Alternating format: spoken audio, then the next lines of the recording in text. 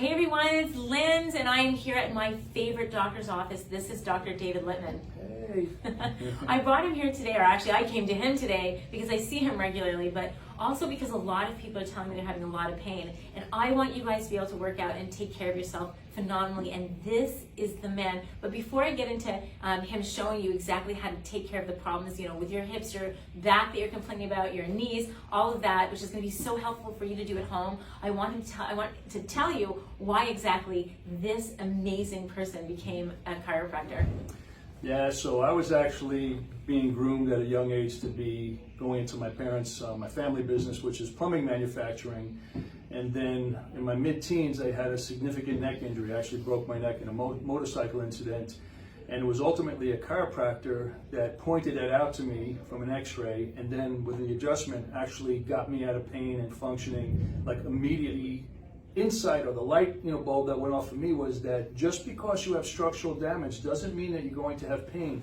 So the other component, as I've learned over time, is the mechanical problems that exist from either structural damage or just the wear and tear of daily things, even without an incident that breaks your neck or does something significant like that. So that started my whole journey in letting me know that there's more to it, and that was my way of understanding that this is important information. I learned something from this incident as a patient, so I felt compelled to actually pursue this career so I can share that information with others, because I had never heard of that before. So that's what became important to me. So fortunately, after 34 years of doing this and having more injuries too, lumbar disc ruptured 10 years ago, all those things, I never had surgery. This shoulder was dislocated when I was 5, and there was more injury from that. So all of this has really given me insight onto how to help manage this for myself and to help you manage it for yourself. There's specific mechanical mechanisms in the body that keep us, correct in terms of how we bear weight and we move.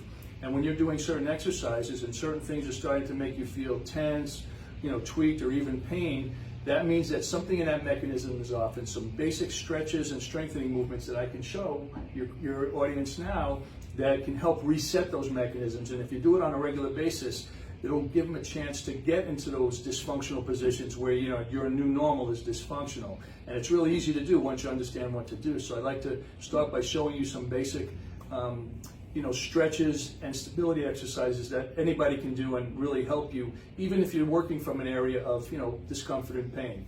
So Dr. David, I want to tell you what we concentrate on, right? Mm-hmm. So I'm gonna have Dr. David show us what to do based on our type of workout, which is the type of workout that we do is so much lower body because we're trying to lean out. So we're working with our largest muscle groups, our quads and our glutes. Mm-hmm. So we do a ton of squats. So we are down a lot like this, mm-hmm. right? We have a ton of lunges. Look at your funky socks. We have a ton of lunges. And then when we're lying on our side, we'll do a lot of like leg raises or bands, resistant bands. So we're working with our hips, our booty, and our quads every single day without fail. And I am having some people come saying I'm a little here, or a little sore, especially for the abs. I do a ton of abs, and when people have to put their legs out, you guys know what I'm talking about, just showing you what to do. When you have to put your legs, I tell them to put their hands underneath here because people are saying that their back hurts if they do it like this.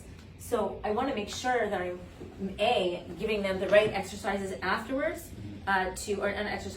stretches, and if we could address those areas that would get injured and protect them with the exercises that you show us, or the actual stretches, that would be amazing. So one of the things, and Lindsay just mentioned this, there's a lot of information out there that talks about your core, your abs being strong. Now your abs are going from your ribs to your pelvis, but deep to that, and largely unknown by many people, is your psoas muscles, which actually attach to the front of your spine. So your spine, again, going from the front, is all the way deep towards your back. But those muscles go right from the front of your spine on either side. They come through your pelvis and attach to your hip. So they flex your hip. So when you're moving your hip, meaning your thigh, you're not actually using your abdominal muscles, because that would be pulling your pelvis to your ribs. You're actually using the psoas muscle, which is pulling your thigh to your spine. So the psoas actually connects the spine to the hip. So now, when you're in the position that you're describing, you're actually, so you're moving the hip joint now is the axis of rotation. So that's creating stress and tension on those muscles in front. And if there's any dysfunction there, it's going to cause compression on the spine from the front. You're going to feel it in the back, where the joints are and where there's a lack of movement and mobility and stability as a result of that. So the focus is, number one, get those hip flexors to be stretched out. Number two, to get those glutes to be stretched out, because the hip flexors and the glutes are in opposing directions. Hip flexors flex the hip, the gluteus maximus extends the hip. And that mechanism is part of how to properly stabilize your pelvis, your spine, your hips, your whole complex down there. So stretching the hip flexors, stretching the quads, the glutes rather, and then doing hip bridges to actually engage the glutes as an extension force. Can we try that? Yeah, absolutely. Which actually helps to reset that mechanism properly. So as an example, when you're going down too, just to kind of point this out, if you really engage your glutes and you squeeze them actively and deliberately, that's going to take a lot of the pressure off the compression in the front of your spine. So as well as you can modify by having people put their hands there, if they contract their glutes really deliberately, that can also create that same effect, but more mechanically correct, so to speak, instead of creating a crutch. Okay, yeah, and I like that. Okay, so what Doc's saying, because he's so intellectual, sometimes it's hard for me to understand what he's saying. But I get this one, I get it. Okay, so what he's saying is that when you're engaging your glutes in this position, guys, right? So when we're going down like this, instead of putting your hands underneath, because that is just taking the place, we can actually engage another muscle group and squeeze your booty as you go down. And that way you're actually even burning more calories and you're tightening your glutes at the same time. That's right. So I never do that. That's very good information. I never tell them to tighten the glutes. I just tell them to put their hands underneath their booty. Right. So now they're going to create the internal stability instead of using that from the outside. And that's the proper mechanism of how the spine is going to be supported in that motion that you're doing with it. Right. So in other words, you're actually creating that so in their everyday life that'll be stronger supporting their back rather than just using their hands as a crutch. Like exactly. A Band-Aid. Hands are a Band-Aid. Mm-hmm. This is the eventual cure. The actual correction, yeah. I love that. It's so good. Okay. So I'd like to show, a couple simple stretches that are easy to do. I don't know if we're going to be able to capture it in the No, guys, hold on. We're going to move this over here and we're going to show you the stretches that you guys can do, I guess, before and after, and then we're going to talk about the stretches that you can do if you feel an injury somewhere or a pain somewhere, generically speaking, right? Sure. Okay, hold on one sec, guys. Be right back. Okay, so I got Dr. David on the floor. You're so amazing. Okay, so what we're going to be doing, guys, is because we work the lower body so much, I'm hoping that you guys can give us, or you can give us some stretches that are really, really going to help us avoid injury and make us really limber. And of course, we're going to talk about if they do have an injury, what they can do, generically speaking. Sure. So because you guys are doing so much of the lower body stuff involving the hips, the low back, the pelvis, the legs, that the first things to do is to make sure all those areas are mobile and stable and functional. So the best and easiest way that pretty much anybody can do will be starting as follows. We're going to start with what we call the runner's lunge. So Lindsay, I'm going to have you, and I'll do it with you, start almost like a high plank or push-up position. Then choosing either side, bring that foot forward, just outside that forward hand, and once you drop as low as you can, keeping the knee and the back off the ground, rotate to further the stretch towards the ceiling. So your torso is now creating more stretch on that rear hip flexor. I feel this is amazing. We would do this every time before we work out, right? Yep. That's and amazing. You would do the same thing on the other side. So you bring your opposite foot forward. Again, once you're at to that furthest point where you can't drop any lower, you rotate towards the ceiling to get that further stretch in your torso.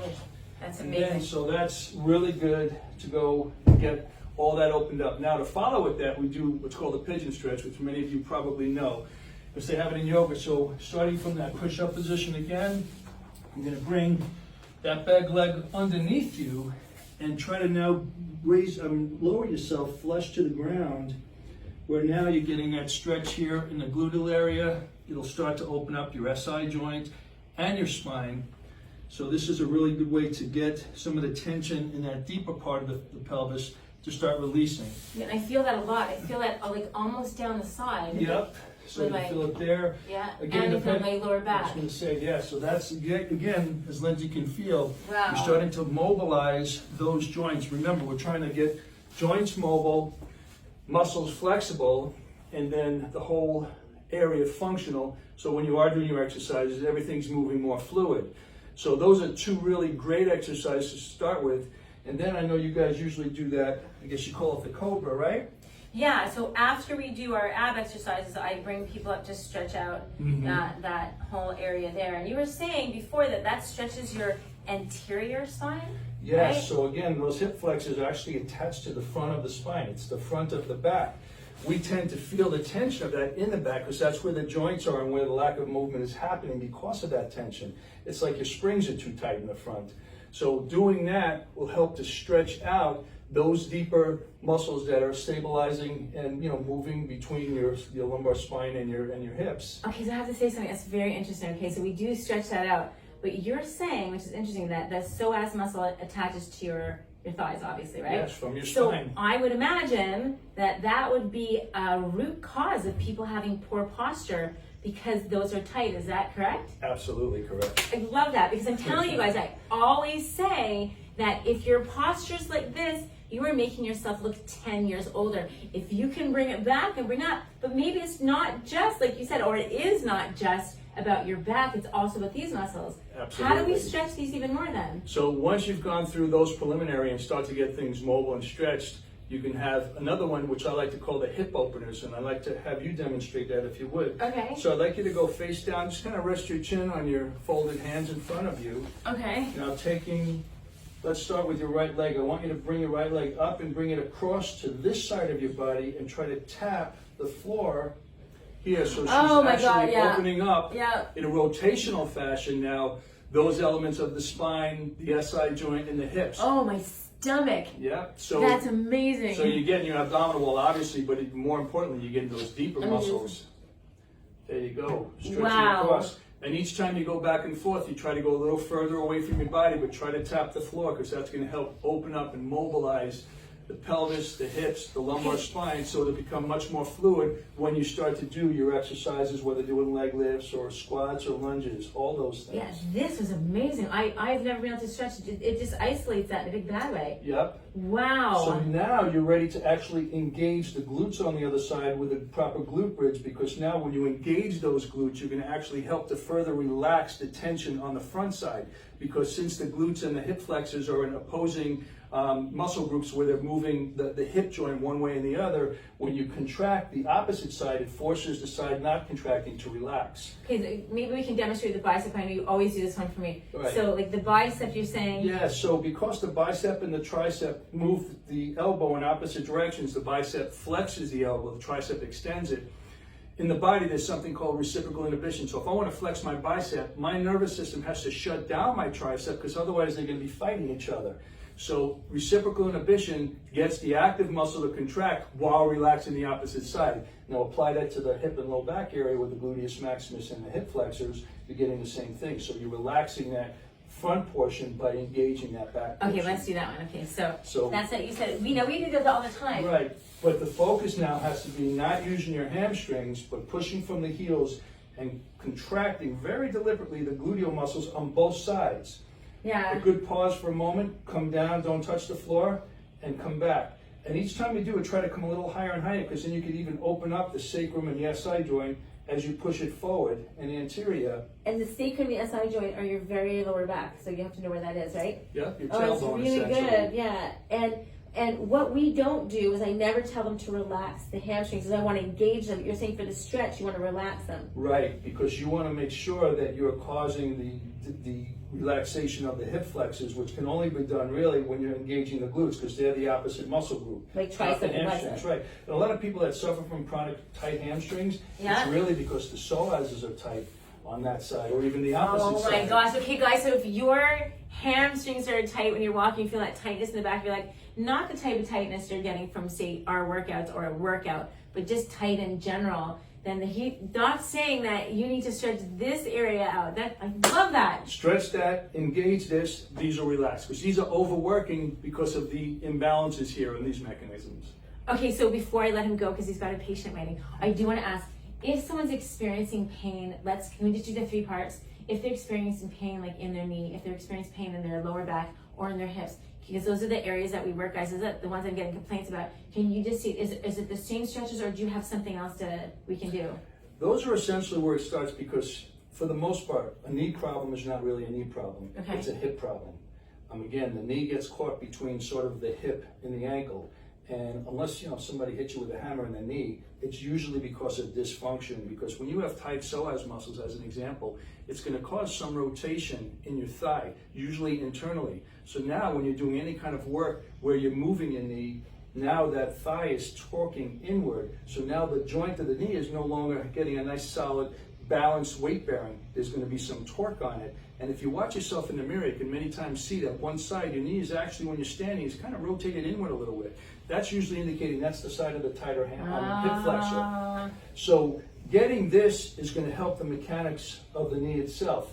Now, of course, if you have a direct knee injury, that's another thing, and that becomes a little bit more complicated. I'm talking about exercise related. Yeah, exercise related. I find that, unequivocally, when you're loosening up and restoring these proper mechanisms of weight bearing and motion, the rest of the stuff just kind of drops down and fixes. Because remember, we say, where you feeling pain now, where it's coming from. It's where it's ending up. Okay, let's say where you're feeling pain is not where the origin is, it's where it's ending up. So, for example, like you just said, you guys can actually look in the mirror and take a look at your knees. If you have one knee turned in, you know that side is the side that your psoas muscle, so you need to stretch it. So, Doc, is this something we should be doing before and after those stretches? We're going to incorporate all these stretches from now on in the beginning and the end? I would say yes, because being that this is so important to the whole mechanism, if you do this a little bit each day, it's not going to get a chance to create that dysfunctional situation anymore with so many of your people that are exercising with you are getting. So if you do this before and after, you're able to keep that that situation going properly, and you don't give it a chance to kind of get dysfunctional again and build. It's amazing. Okay, I cannot thank you enough. Please, again, that was really nice of you to extend your accelerates, okay? Yeah, of course. Okay, so yeah, sure. Dr. David's going to extend. If you're having an issue beyond what we've talked about, he can actually see you through Facebook and see you through Zoom. Yeah. And he's willing because he's so wonderful, and because we have a good relationship and whatnot. You're willing to do this for my people. That's really nice. Yeah, it's just because I get to help people. Listen, there's many ways to help people. I have many opportunities when, if I'm not the one that's going to help somebody, if I can send them to the right place and they get help, then I did my job. If I can give you some advice and show you something more specifically about your situation, look, it's your body and it's your responsibility, and you have to do the homework. I can just give you the assignment. Okay, that's amazing. And there's no cost you're saying for them, right? That's really nice. We can't thank him enough. And guys, I know a lot of you don't live in Boca, but if you do live in Boca, excuse me, you do have an issue, they can also come see you, right? Absolutely. You're taking patients? Well, I come see him, so I know. Of course. And he wears a mask and the gloves and everything else. So if you guys are having anything beyond this that you need, by all means, here's his mask. By all means, but take advantage, guys. If you are not feeling good, I don't care if you're in Israel, I don't care if you're in Timbuktu. Guys, we have somebody who's amazing, I've been with him for years, and you're not feeling like something's weird when you're working out, have him take a look at it. It's no cost. He's just an amazing human being. I am so grateful. Thank you so much. And I will leave the number up here, Dr. David, for people to call you. Call or text. Or text. And if you want to come in, if you are in the Boca area and you do have a problem, you can also come in like I do. So, it's all good. I can't, social distancing hard. You guys are amazing. Thanks for watching. And again, amazing. We cannot thank you enough. We're so grateful. Bye, guys. Bye-bye.